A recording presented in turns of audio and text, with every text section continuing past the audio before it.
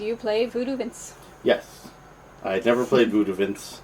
I'd seen Voodoo Vince. It was on the rental shelves, but I had never played it. Yeah, it was one of my favorite games. It's still one of my favorite games. I was never huge into platforming. I was a big Nintendo fan in general. Nintendo 64 was still my favorite console, although Voodoo Vince was not on it. I was going to say, wasn't it an Xbox It exclusive? was only Xbox, not backwards compatible at all.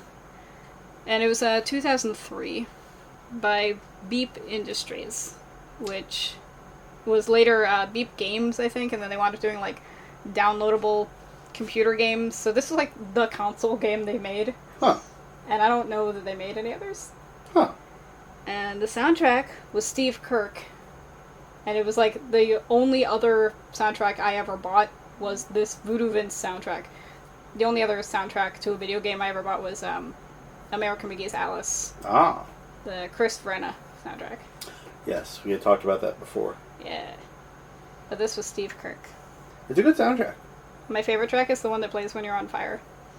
It's chaotic. Yeah, because sometimes you're on fire, and it's okay, because you're a doll. Yeah. It's not a bad thing, it's a mechanic. And I feel like we should mention what the game is actually about, because out of context, none of that made sense. I mean, it's about a Voodoo Vince. It's about the third best doll of Madame Charmaine. But yeah, you hurt yourself in order to hurt the monsters. And you're trying to save the person who created you, who has been kidnapped by the villains to try to learn her powers. But, yeah, that's the game. That's Voodoo Vince. And I loved it. Took forever in my being. And I didn't own an Xbox, and I didn't own the game. And I used to just go to Blockbuster. That's all time. I used to be able to rent the Xbox. Yeah, which I would do. And the rental for the console, I think, was longer. Overall, it wound up, like, really expensive. I should have just bought an Xbox and the game. But instead, I just kept renting it. That's how they get you. Yeah. And, yeah, so I was in high school.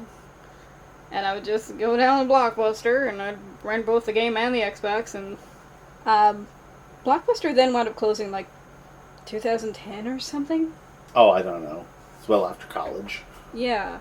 And that was around the point in time where I did go back to buy Voodoo Vince, and then I owned the game, and still did not own an Xbox. What's even better Yes. is that when we finally got to play it, it's because it came out on Steam. Well, I can get to that. Because at the time, it still wasn't. At the time, Yes. 2010 or whatever, it still wasn't. So I wound up buying an Xbox from our friend, because he has better systems. I had every other system. I didn't have an Xbox. And his logic was like, well, I have everything that is backwards compatible that I care about. So, sure, sold me the Xbox, which was good. Though the controller was really big for my tiny, tiny little hands. I think their name was the Orca. Like, me and another friend of mine from high school who's, like, my size, but, like, even larger. The controllers were big for our hands. Yeah, no, they were clunky. My favorite controller was and will always be the Nintendo 64 controller, and I recognize that was designed for 3 hands. I am not a fan of the Nintendo 64 controller. And then they redesigned it. Some of the more modern ones had just... It took into account that you only use the 2, but instead of, like, knocking off the left side, they wound up knocking off the left and the right in terms of the handles, so it just had, like, a dick, and then you had to put your hand up around the other side. Hated the balls. Yeah, for the the yellow buttons, the C buttons. So I still like the original Nintendo controller, even though I know it's dumb. I recognize it's dumb. It's iconic. Yeah. I did not like it. But, yeah, so when it was still just the Xbox, I wound up writing to the creator of the game, Clayton Kozlorick? Kozlorick? I don't know how to say his last name, I've only seen it written down. Apologies to that gentleman for Let me know in the butchering comments his name. if you know how to say his name. We'll just call him Clayton, because we're buddies, because I wrote to him. Old Clay. I wrote to Clayton because I was distressed about the fact that it was only for the Xbox and not backwards compatible. And I wanted to know if it was ever going to be anything else. And I wasn't expecting an answer, nor was I expecting an answer that was like, yes, actually, which is what I got. He actually wrote back and said, like, hey, I've started working for Microsoft, and there are plans to bring the game back in some capacity. Huh. And that was really exciting, because, hi, what do you mean? That just happened to be the case. And he did give a reason as to why the game wasn't backwards compatible. Why? It was something about weird code. Oh, okay. And, he didn't say weird. He said, custom code. Okay. So, nothing else recognized it. It was made in such a way that, it only worked for this. And couldn't easily be translated, and I don't understand any of that, but... Weird. That was apparently a problem. And yeah, this was the only console game that he had been involved in with Beep Industries, like I said before. And it was a really small company. So, last I heard, Clayton was working as a creative director for Microsoft, and I don't know if that's currently the case. But then Voodoo Vince Remastered came out in 2017, so we got to have it on Steam. Yes. And it made me very happy, because this game looks like my brain. One of the many games on Steam that's just like, oh, Rebecca's mentioned this game. Yeah. Let's buy it. No one else has ever played this game. Yeah. Let's buy it. Will make me experience this and tell me how good it is while I frustratingly try to follow a ghost to a path. He was a butler. Dozens of times. The butler. You had to be so the exact. Ghost butler. The path only existed, around him, and you couldn't get in front of him either. Yeah. Yeah. And he'd just let you fall. You just fall into nothingness. And every time you die, Voodoo Vince comes back and he says something snarky. And there was one moment where he just stopped having snark, and I was like, oh, you broke him. He ran out of lines. You died too many times. My part was a bitch. You just couldn't do it anymore. I am like it. I was never a huge fan of platformers. It's better now, but when I was a kid, my hand-eye coordination was pretty awful. I don't know why I was good at platforms. It was platformers I could do. Any kind of, shooting game. Well, let's be more specific. If it was an arcade rail situation, like an Area 51, I could do that. As long as they don't have innocence. Yeah, I just aim for the head. I don't care who it is. Yeah, okay. But if it was like a Halo, or whatever a war 3-stick games, shooter. I am bad at. I'm the person who stares at the ceiling and just kind of spins in a circle. I cannot. Yeah. I cannot. I don't know why. I'm incapable. Some people can't. It's just not part of their brain. No, but I can play platform games. I can rock platform games. I'm not great at twin-stick shooters, but I can play them. Yeah, I just can't. I'm just totally incapable. I don't know why. I can hold my own. See, as someone who really enjoys video game, I realize that I am not amazing at any video game. They're just fun. Yeah. Because growing up, I had a friend who was really into fighting games. He could play certain fighting games by sound. He could literally close his eyes and beat you. That's impressive. That's a pinball wizard situation. Yep. Play by sense of smell. Wasn't that good at fighting games?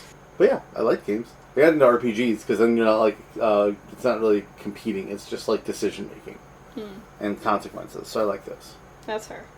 Because I'm just a 3D platformer human, and Voodoo Vince is fun.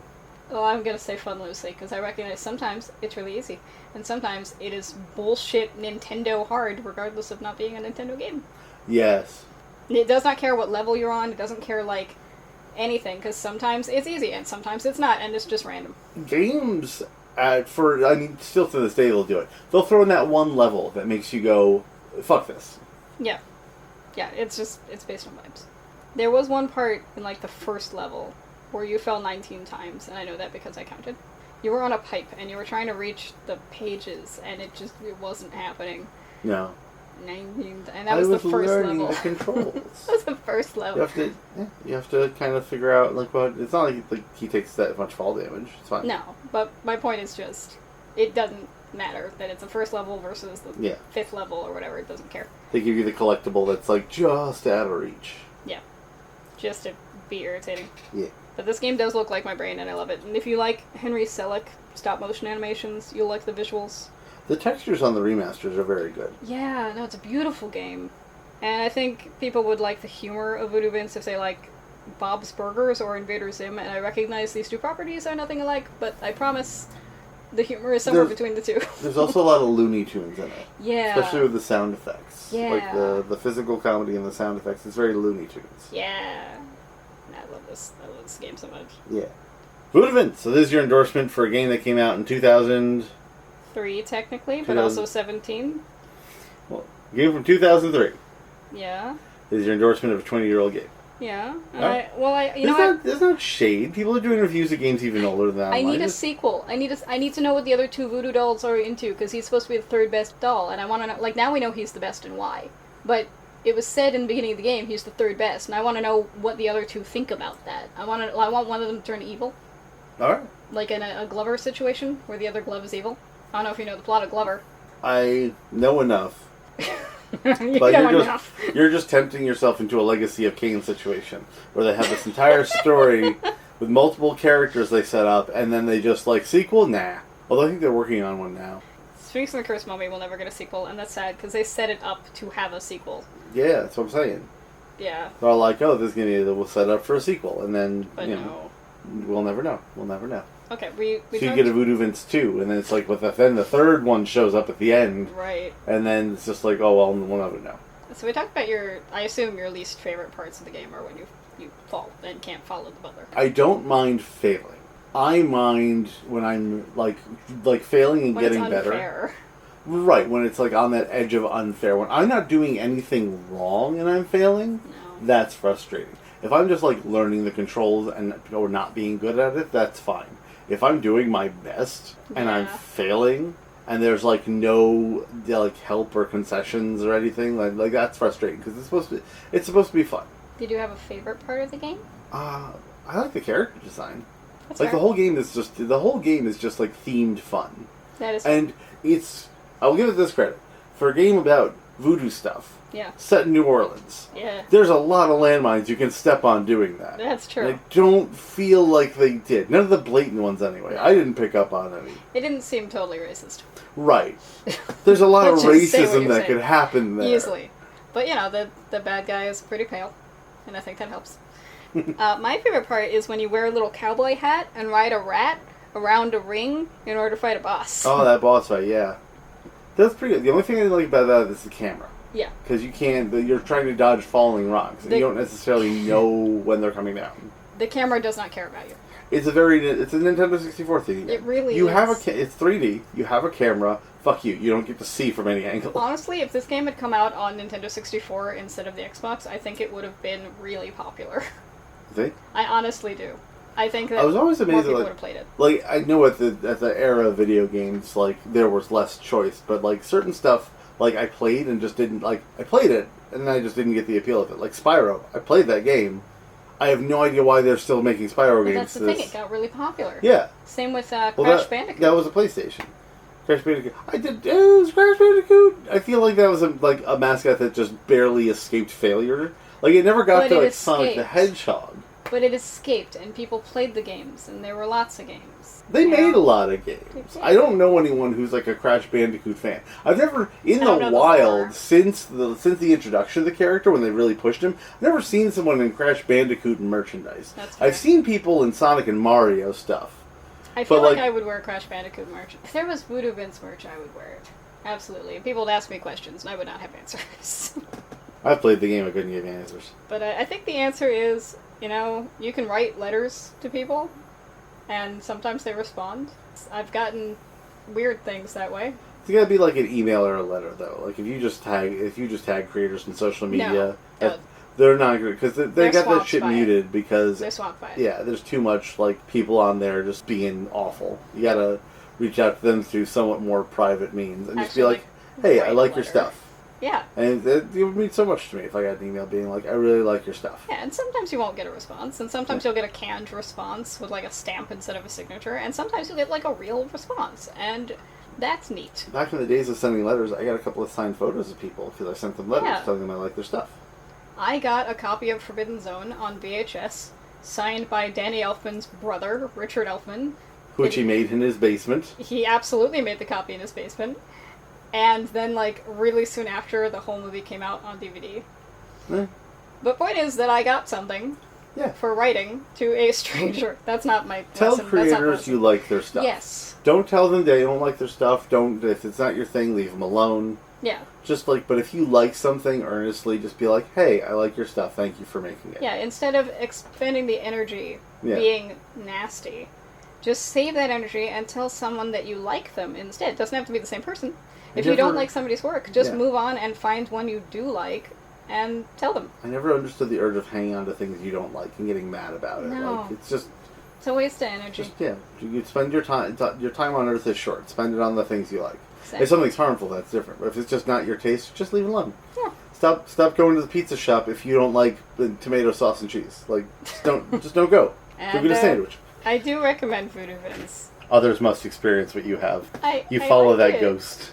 I like it, and it is hard. If you think you are excellent at platform games, I dare you to play this game. You know what's And going to then tell happen me now the that you're timestamp. daring them? Someone's going to post a speed run where someone beat like the 5 game in like minutes. 15 minutes and got every collectible. Yeah. Well, you know, I would like to see that. Honestly, I would be very impressed by that. I don't need that rubbed in my face. I know I'm bad at platformers. I'm not trying to speedrun it. I would like to see it. It would be impressive. Yeah. What is? I bet there is a speedrunner thing for Voodoo Vince. I'm gonna have to look into it. Now you have to look. And Conquer's Bad Fur Day. That's another one that came out. It was remade. It was reloaded. Conquer Reloaded. Came out again. Yeah, and certain things were changed. Basically it's the same game, but like, Voodoo Vince is really the same game. There's like a couple things that are made a little bit less of a pain in the ass, but otherwise like. And we'll never get another Conquer because Nintendo and Rare are not friends. Yes. Even though it's another one that was clearly wanted a sequel. Clearly it wanted a sequel. Oh, you hit a glitch. Oh, that's right. I hit a glitch. You hit I an hit a awful glitch where glitch. it killed my save game file. You had the and key. we were like 3x into the 4x structure, and I had the key, and it crashed, and then the game was corrupted, and I didn't have a previous save, so I was just like, And I you couldn't guess get I'm the never key playing again. the game again. So you were just trapped. Yeah. No, so there is an ending, and then Conquer stumbles the opposite direction. There was a whole other area of the world that was supposed to be explored, and we just don't get to see that game because Rare and Nintendo hate each other. I don't know if they ended. I don't know how that ended, but it ended. In any case, play Voodoo Vince. Play games you like. Talk to creators you Play like. platformers, play Voodoo Vince. And rock on. Okay.